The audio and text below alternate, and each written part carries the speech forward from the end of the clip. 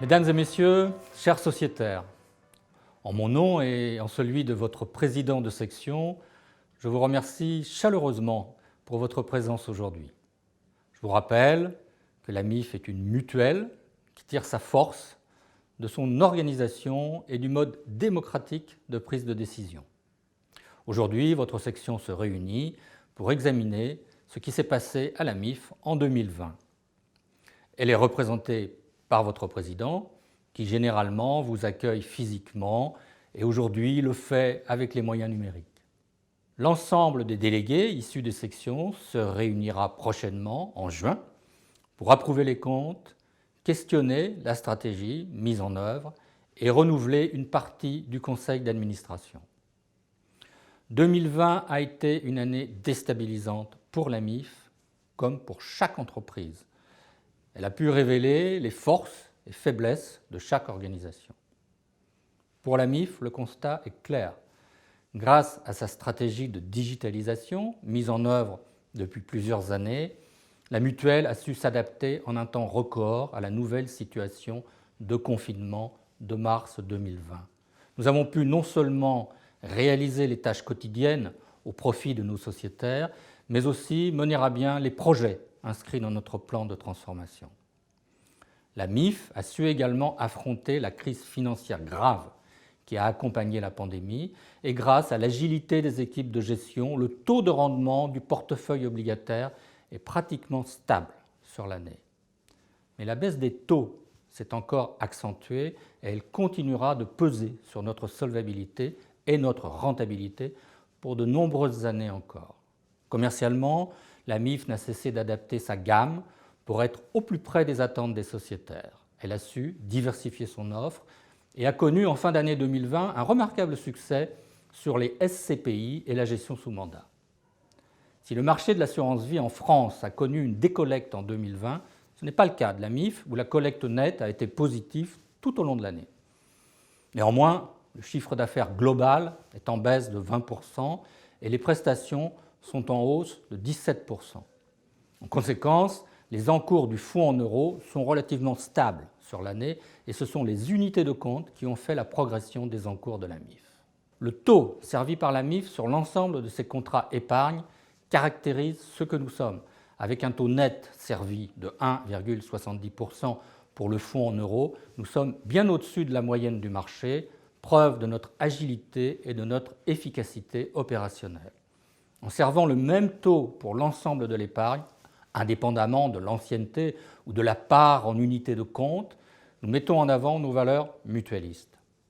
Cela étant, nous subissons, comme l'ensemble du marché de l'assurance vie, une baisse tendancielle de la rémunération de ce fonds et c'est pourquoi nous offrons des possibilités élargies de diversification de nos placements. Nous pouvons être fiers de la manière dont nous avons traversé cette année 2020, année de tous les dangers. Dangers opérationnels, liés au confinement, dangers financiers, liés aux effets de la situation sanitaire sur l'économie, danger enfin commercial, avec une épargne qui a peur de s'investir sur le long terme. Aujourd'hui, nous regardons l'avenir avec espoir. Les campagnes de vaccination sont en cours et si la crise sanitaire n'est pas encore derrière nous, on peut avoir confiance dans le retour, pas trop éloigné, à une vie redevenue plus normale et à la reprise de l'économie. Nous allons entendre dans un instant la présentation de la stratégie de la MIF par le directeur général.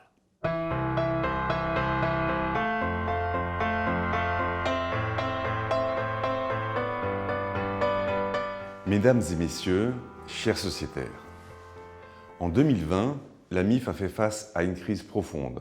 Sanitaire d'abord, elle a conduit à la panique sur les marchés financiers avant de mettre à mal l'économie avec une perte de PIB de 8,3%. Les secteurs du tourisme, de l'aéronautique, de la restauration et tant d'autres sont dans une situation dramatique. Pendant ce temps, les Français qui pouvaient épargner ont choisi de constituer une épargne de précaution. Dans ce contexte, la MIF a su s'adapter et tirer profit des fruits du plan de transformation stratégique Transform 2.0, axé sur la digitalisation et la diversification. En effet, la MIF, qui n'a pas de réseau physique professionnel de proximité, a investi vers une relation à distance avec ses sociétaires et a proposé l'ensemble des opérations à travers les outils numériques, ce qui concerne les souscriptions, les reversements ou bien les rachats. Aujourd'hui, plus de 75% des souscriptions se font à travers notre outil digital et la signature électronique avec l'aide des téléconseillers à l'écoute qui répondent aux préoccupations des sociétaires. Ce modèle est profondément gagnant dans une crise sanitaire comme celle que nous avons traversée. Mais ce modèle ne peut vraiment fonctionner dans une telle crise que si l'ensemble de l'entreprise est digitalisé. Non seulement les opérations avec les clients, mais les processus internes et une infrastructure informatique qui est accessible par chacun des collaborateurs depuis son poste de travail à domicile, tout en protégeant l'entreprise et ses données des risques de cyberattaque. Ce test grandeur nature a été pleinement réussi en 2020 et nous avons prouvé que nous avons atteint nos objectifs de digitalisation. Concernant la gestion de votre épargne, et comme le président l'a souligné, la MIF a su faire face à la crise financière en protégeant le portefeuille et en investissant lorsque les taux ont progressé. Ainsi, le taux de rendement du portefeuille obligataire se maintient sur l'année. Le stock de plus-value latente est même en légère hausse sur l'année et la réserve de capitalisation s'accroît de 38 millions d'euros. La baisse des taux est un phénomène durable qui a été aggravé en 2020 du fait de la réponse massive des banques centrales. Cette baisse est à prendre en compte pour ses effets sur notre solvabilité et nous devons continuer à diversifier notre offre pour y faire face. Pour ces raisons, la MIF a engagé un vaste programme de diversification. Rappelez-vous qu'il y a 5 ans, nous ne disposions que du fonds euro. Aujourd'hui, la gestion libre, issue d'une sélection courte et efficace d'une vingtaine de lignes, est complétée par une offre immobilière et une offre de gestion sous mandat confiée à notre partenaire OFI, qui est socialement responsable et qui a prouvé en 2020 son efficacité. Près de 4,5% pour un profil prudent et plus de 10% pour un profil offensif. Pour autant, la crise de 2020 a touché commercialement la MIF, avec une baisse de la collecte comme l'ensemble du marché de l'assurance vie.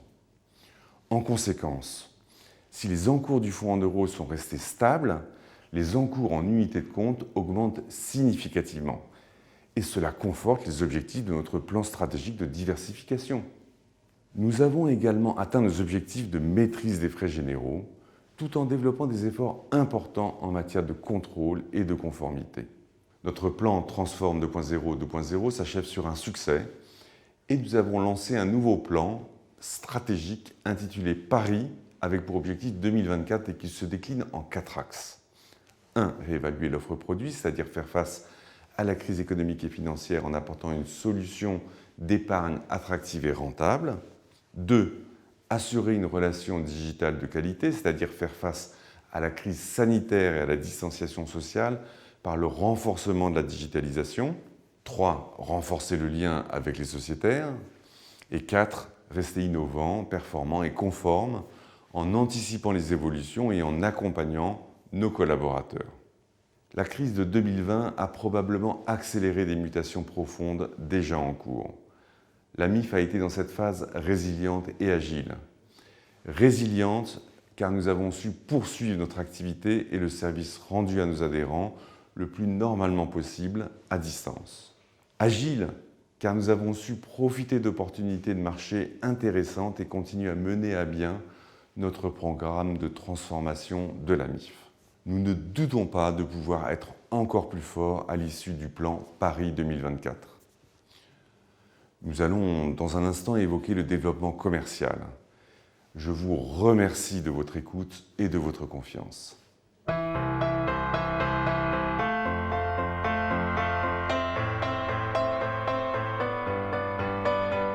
Bonjour à toutes et bonjour à tous. Pour se convaincre du caractère exceptionnel de 2020, il suffit de s'intéresser à la situation du marché de l'assurance vie au terme de cette année. En la matière, et cela ne s'était pas produit depuis 2012, la collecte nette, c'est-à-dire la différence entre les versements et les prestations réglées, termine l'année en négatif à moins 6,5 milliards d'euros. Et au-delà de ce seul chiffre, c'est en réalité 9 mois successifs de décollecte de mars à novembre 2020. Cette situation n'est pas due à une augmentation des retraits, qui pourrait signifier un détournement des épargnants de l'assurance vie, mais à des versements moindres. L'assurance vie n'a donc pas profité de la hausse de l'épargne accumulée depuis mars 2020. Dans une démarche attentiste, les épargnants auront privilégié le livret A, le livret de développement durable et surtout leur compte bancaire. La MIF a été impactée par cette situation. Néanmoins, elle n'aura en définitive connu une période de décollecte que sur le seul mois de mars 2020, pour atterrir sur une collecte nette, certes en forte diminution, mais positive à plus 24 millions d'euros. Mais à l'instar du marché, l'impact de la crise s'est ressenti chaque mois.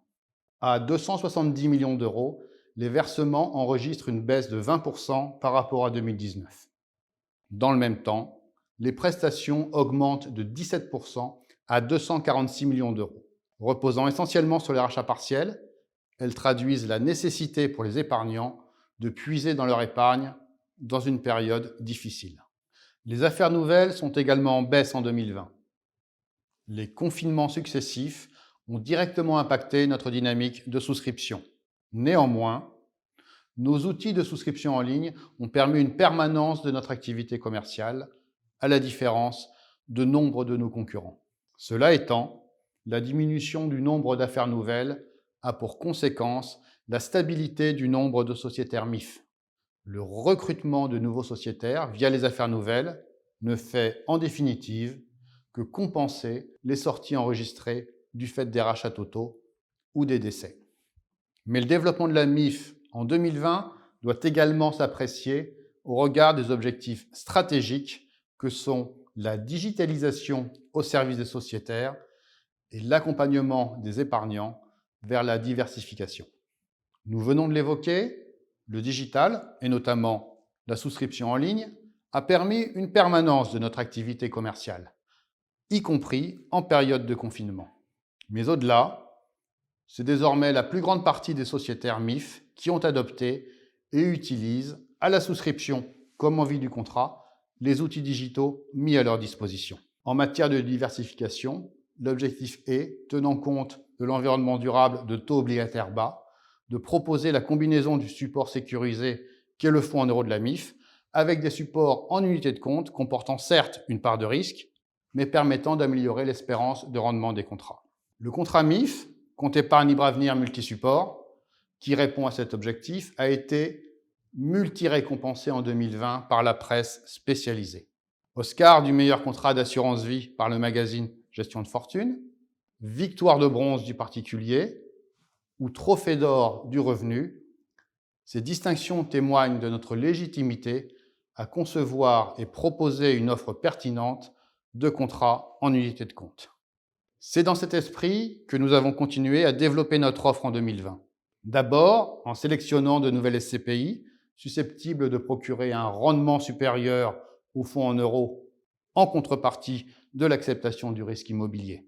Ensuite, avec le lancement de la gestion sous mandat permettant de simplifier vos choix en déléguant à la MIF la gestion des unités de compte de votre contrat et d'orienter votre épargne vers l'investissement socialement responsable.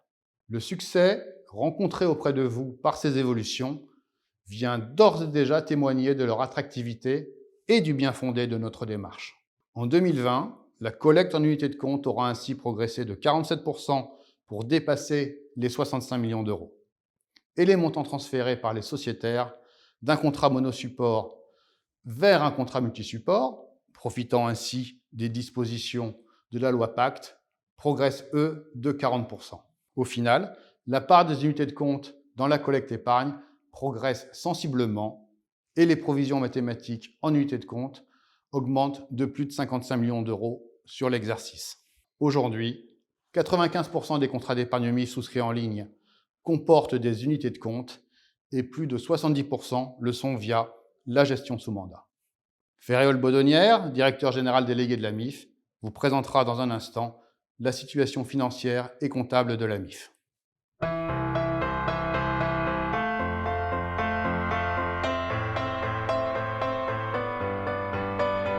Bonjour à toutes et bonjour à tous. L'année 2020 a été évidemment exceptionnelle, profondément marquée par ce choc exogène qu'a été la diffusion de la Covid-19 et son impact sur notre activité économique et nos vies. La baisse du PIB consécutive aux différents confinements a été compensée par de la dépense budgétaire. On peut retenir 2 chiffres. Les revenus des ménages sont quasiment stables sur l'année, avec évidemment des différences majeures selon les secteurs d'activité. Et les faillites d'entreprises ont baissé en 2020 par rapport à 2019, grâce aux prêts garantis, au report de charges, aux mesures de chômage partiel. Ces 2 chiffres, évidemment, sont complètement atypiques compte tenu de la violence de la crise en cours. Ils sont la traduction de la très forte intervention des États et des autorités monétaires. L'endettement ainsi généré des États a été financé par de la création monétaire. En Europe, la BCE a racheté la quasi-totalité des dettes émises par les États et prévoit de le faire à nouveau en 2021. Il faut se souvenir que la Banque centrale, c'est l'État. L'État s'est donc endetté auprès de lui-même.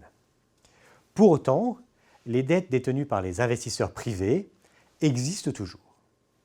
Côté marché, après un choc violent enregistré en mars-avril, les valorisations se sont reprises progressivement, au fur et à mesure de l'annonce des plans de soutien et de l'arrivée de vaccins efficaces. Le CAC 40 a ouvert à presque 6 000 points et a clôturé l'année à 5 600 points, soit une baisse de 6%, ce qui, au regard du choc subi, est très faible. Naturellement, l'évolution du CAC n'a pas été linéaire sur l'année. On observe un point bas le 16 mars à 3 886 points, soit une baisse de 35% par rapport au point haut observé en février 2020. Le CAC 40 se redresse ensuite au fur et à mesure de la reprise de l'activité et de l'annonce de l'arrivée de vaccins. Hausse régulièrement contrariée par les reprises épidémiques et des nouvelles mesures de confinement. La fin de l'année aura été marquée par la fin des négociations de sortie de l'UE du Royaume-Uni et l'obtention d'un accord de partenariat commercial, les élections présidentielles américaines et, bien sûr, le démarrage des campagnes de vaccination contre la Covid-19. Quelle projection pour 2021 ? L'année 2021 devrait être marquée par la poursuite des politiques budgétaires et monétaires accommodantes, via des plans de relance et des programmes de rachat de dettes. Une reprise économique de l'activité progressive est à prévoir au fil des campagnes de vaccination. Cette situation devrait avoir un impact positif sur la croissance économique, même si elle restera à un niveau plus faible que celui des crises, et un effet positif également sur les valorisations des actifs financiers. Plusieurs inconnus demeurent néanmoins. Les mesures de restriction continueront-elles à peser longtemps sur l'activité, le temps que la vaccination soit largement déployée ? Les plans de relance seront-ils lancés suffisamment rapidement pour limiter les vagues de faillites et de chômage annoncées ? L'accroissement des écarts de richesse nés de la politique monétaire sera-t-il socialement accepté ? Ces éléments redonnent de l'optimisme au marché. Cela n'est pas forcément intuitif compte tenu des difficultés de la vie quotidienne de la majorité des populations. Mais les marchés, par définition, anticipent et voient un monde en progression. Dans ce contexte difficile et peu lisible, la MIF a atteint ses objectifs de produits financiers et continue de se renforcer. La MIF demeure un organisme solide. La surface financière de la MIF a poursuivi sa croissance pour atteindre en valeur comptable 4,48 milliards d'euros et un peu plus de 5 milliards d'euros en valeur de marché. La progression de cette surface s'est ralentie en 2020, ce qui est la traduction de la stratégie de limitation de la croissance du fonds euro. Cette année encore, les fonds propres de la MIF se sont accrus plus vite que les engagements, signe du renforcement permanent de la solidité de la MIF.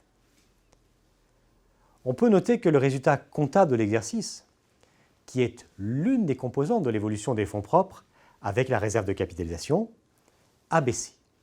Comme annoncé, l'amoindrissement des rendements des actifs engendre une baisse du résultat de la MIF, à l'instar de la diminution de la rémunération du fonds euro.